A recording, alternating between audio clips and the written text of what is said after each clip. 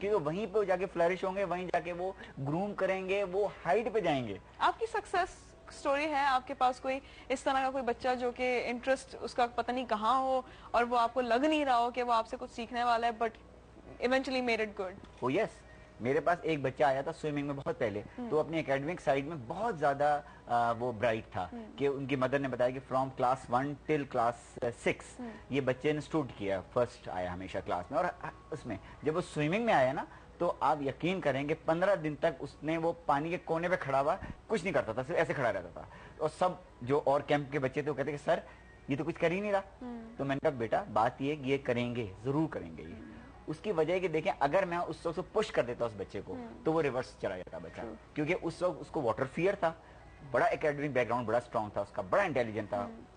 لیکن کیا تھا کہ اس کو چھوڑ دیا, 10-15 دن کے بعد پھر اس نے خود کہا کہ سر میں کچھ کرنا چاہتا ہوں. میں نے کہا ہاں بیٹا کریں, اب کس نے روکا ہے, کریں. اور پھر اس بچے نے ماشاءاللہ فلوٹ بنایا 2 دن میں, پھر 3 دن میں اس نے جو ہے وہ فرنٹ کرال کو گریسپ کیا, اور 7 دن میں اس نے پالشنگ کی. جبکہ ان کی مدر نے, سعودی عرب میں ان کے فادر ہوتے تھے, وہ کہتے ہیں ان کے فادر اتنے ڈپریس ہو گئے کہ میرا بچہ اتنا بریلینٹ تھا یہ سوئمنگ کیوں نہیں کر رہا. تو کہنے کا مقصد یہ ہے کہ یہ سب چیزیں جو ہیں آئی کیو لیول جو ہے نا, اور پش نہ کریں. یہ بات جو آپ کا سوال ہے وہ یہی ہے کہ جو کرنا چاہیں کرنے دیں. اگر میں اس کو اٹھا کے اس ڈیپ میں پھینک دیتا یا میں اس کو اٹھا کے کہتا نہیں you have got to do swimming because you are 7 days late, no, late him do. آج وہ بچے جو ہیں, بہت سے بچے ہیں جو کہتے ہیں ہمیں یہ چیز ہمیں سمجھ نہیں آ رہی, پوچھنا کریں ان کو, فورس نہ کریں. بچے اپنی پیس سے سیکھتے ہیں, ان کو اللہ نے اس طرح فلیکسیبل بنایا ہے, اللہ کی قدرت نے ایسا فلیکسیبل بنایا ہے کہ وہ اپنے ڈیو ٹائم کورس کو اڈاپٹ کر لیتے ہیں, کوئی مسئلہ نہیں. اور یہ ماں باپ اس میں امپیشنس ہو جاتے ہیں. ہمارے پاس جاتے ہیں کہ یہ بچے نے نہیں کیا تو کیا ہوگا, کچھ نہیں ہوا. ابھی میں اس وقت کیمپ میں بتا رہا ہوں, ابھی مجھے پاس کچھ پیرنٹس آ کے کہہ رہے ہیں کہ دیکھیں وہ ہمارے بچے نے یہ نہیں کیا, میں نے کوئی مسئلہ نہیں, تو آپ کانفیڈنٹ ہے وہ کر لے گا. میں نے کہا 100% کر دے گا. ہمارا آپ کی کوئی سکسیس سٹوری جو اس وقت آپ کے سامنے موجود ہے؟ میرے پاس بہت سکسیس سٹوریز ہیں. میں تو یہ فیل کرتی ہوں کہ ہر بچے کو گروم کرنے کے لیے کوئی نہ کوئی طریقہ ہوتا ہے. there is no such thing as an impossible case unless until the child is a special child. if the child is a normal child تو ہر بچے کو آپ, مطلب کچھ بچے ہوتے ہیں کہ وہ پڑھائی میں اتنا انٹرسٹ نہیں لے رہے ہوتے ہیں, آپ کا کام ہے کہ آپ ان کو پڑھائی میں انٹرسٹ دلوائیں, اور ساتھ میں ان کی جو ایکسٹرا کریکولر ایکٹیویٹیز جو بھی ہیں وہ بھی آپ اس کے ساتھ مطلب کنٹینیو رکھیں. یہ نہ کریں کہ جی نہیں بھائی you just have to study, sorry آپ نے یہ اپنا کام کمپلیٹ نہیں کیا ہے, اب آپ کے ہم ساری نہ کھیلیں گے نہ کچھ کریں گے, کیونکہ اس سے آپ بچے کی پرسنالٹی ختم کر دیتے ہیں. اور بیسکلی ان دا اینڈ آپ کی نہ اسٹڈی میں very frankly what counts most is your personality. آپ کہیں بھی جائیں, اگر ایک اسٹرانگ پرسنالٹی ہوگی وہ اس کو جاب اپرچونیٹیز بھی ہوگی, because that is how you look at the success of a person کہ جی اس کو کون سی اس کو جاب مل گئی ہے, یا وہ how much is. Very frankly یہ اتنی مٹیریلسٹک ورلڈ ہو چکی ہے کہ we are just categorizing people کہ جی وہ کتنا ارن کر رہے ہیں. تو میں کہتی ہوں جس کی پرسنالٹی اسٹرانگ ہوگی وہ ارن بھی زیادہ کرے گا, وہ اپنی فیلڈ میں شائن کرے گا. اور ضروری نہیں ہے کہ he should be good at the science subjects only, اور he should be good at maths only. He can be good at art as well, music as well. Exactly.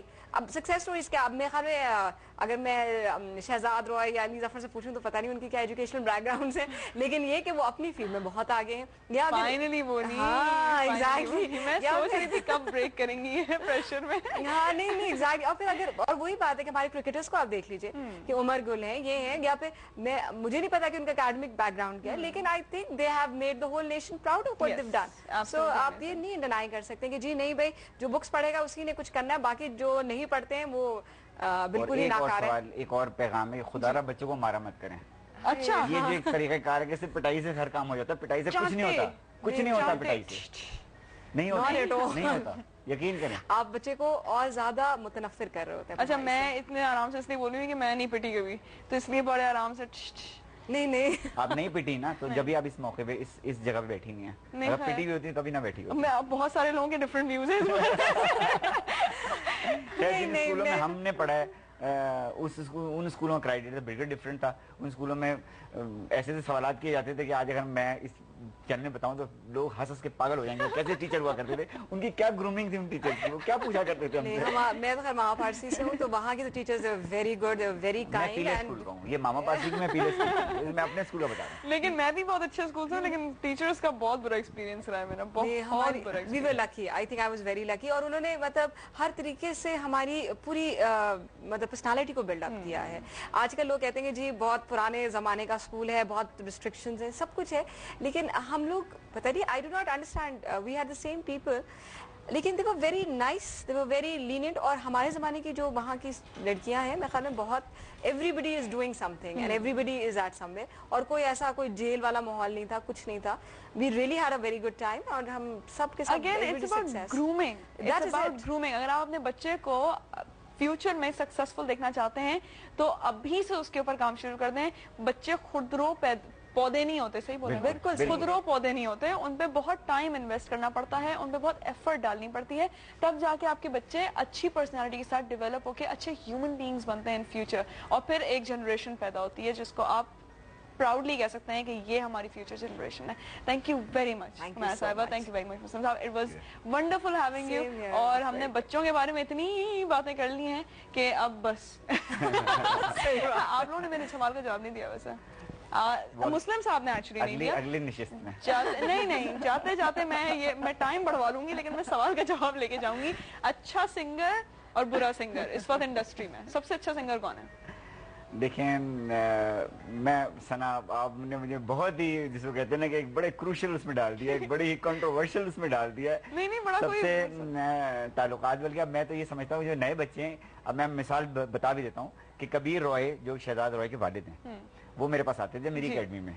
और उस वक्त आगा खान बैंड में ही वॉज द पर्सन जो आगा खान का जो band था उसको लुक आफ्टर भी करते थे वो खुद.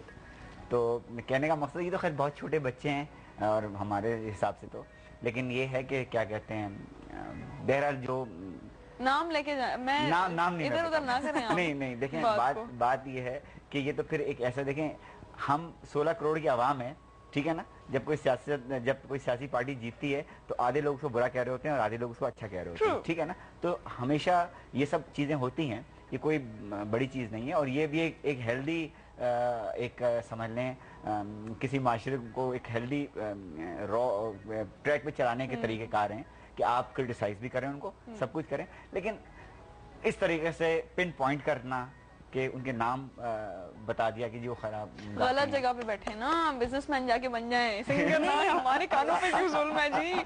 Thank you very much both of you. और इनका जवाब जो है वो मैं ब्लॉग पे चेक कर लीजिएगा. चलिए इंशाल्लाह कल फिर मिलेंगे नए शो में नए गेस्ट के साथ और बहुत सारी नई बातों के साथ. मीनवाइल आप अपना बहुत ख्याल रखिएगा and stay safe. This is me Sana Tariq signing off. Allah Hafiz.